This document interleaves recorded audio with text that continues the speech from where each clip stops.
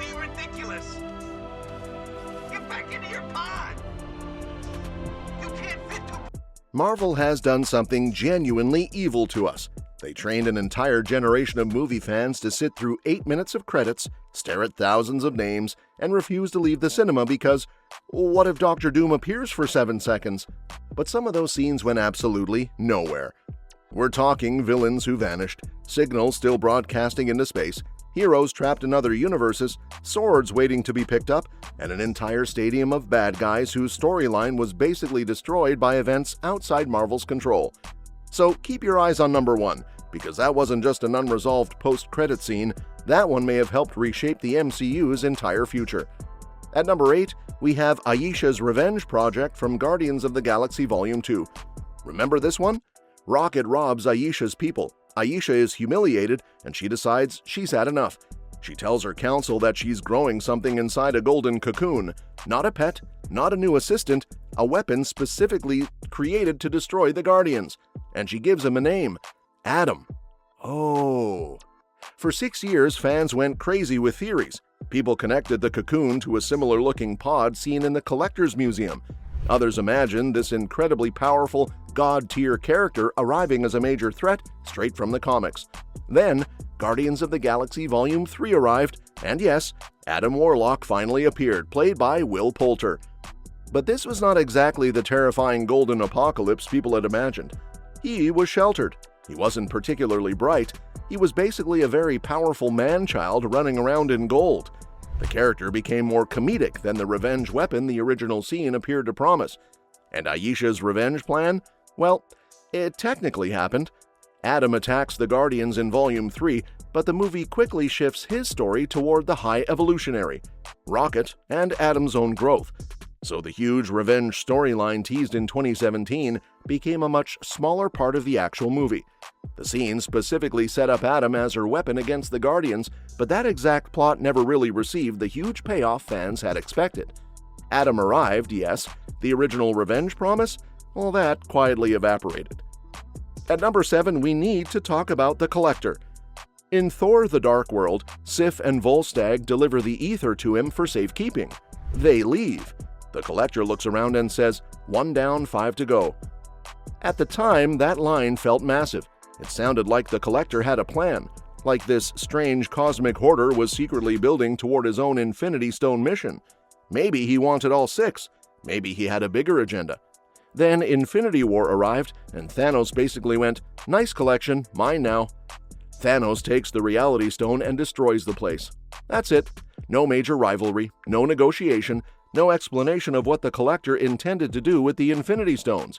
The post-credit scene appeared to introduce his own grand scheme, but that agenda was quietly dropped. At number 6, Monica Rambeau is currently having possibly the worst travel experience in MCU history. At the end of the Marvels, Monica sacrifices herself to seal the universe-threatening tear in space. She survives. Good news. She wakes up in another reality. Bad news. And then Kelsey Grammer's Hank McCoy appears. Beast. He casually mentions someone named Charles. Marvel knew exactly what it was doing there. This was one of the clearest signals that the Fox X-Men world was formally entering the MCU's multiverse story. But the Marvels badly underperformed at the box office, and no Monica Rambeau project has been confirmed since.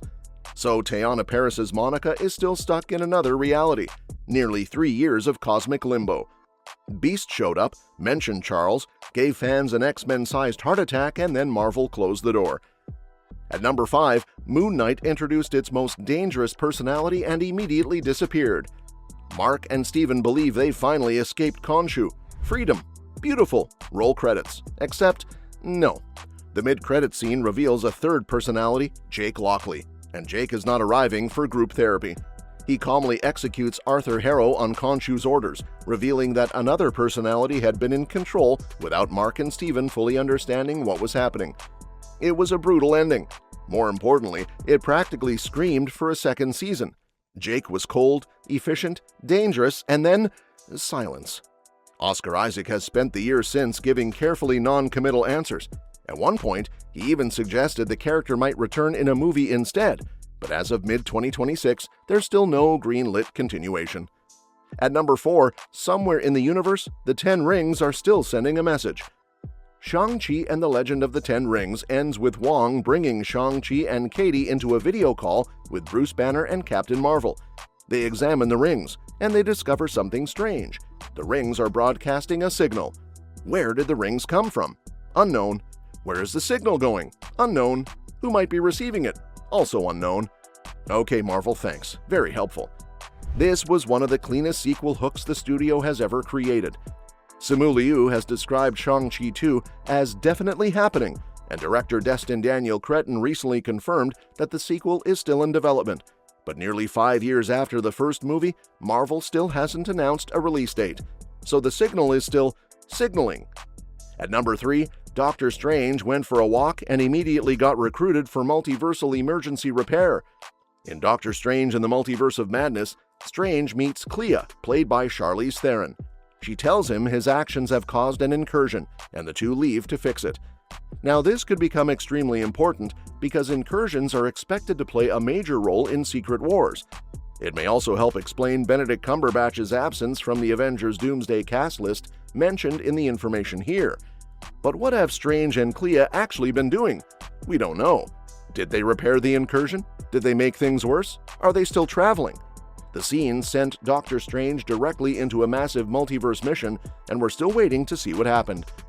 At number 2, Sharon Carter became the power broker and apparently walked straight out of the MCU.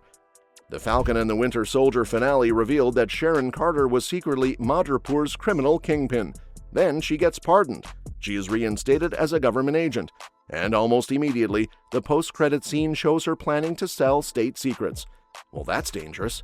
This wasn't a tiny joke scene. It appeared to set up a slow villain arc where Sharon could use her government access to expand her criminal operation. And then, Emily Van Camp's Sharon Carter vanished. She didn't appear in Captain America: Brave New World. She hasn't appeared in another MCU project since. Even critics have directly pointed to this as one of the franchise's more glaring wasted setups. 5 years of silence after a reveal that looked like it was supposed to matter. And finally, number 1, the Council of Kangs. This is different, because this storyline didn't simply get delayed. Real-life events completely changed the situation. Ant-Man and the Wasp: Quantumania introduced the Council of Kangs in its mid-credit scene. Immortus, Rama-Tut, the Scarlet Centurion, and an entire amphitheater filled with Jonathan Majors variants.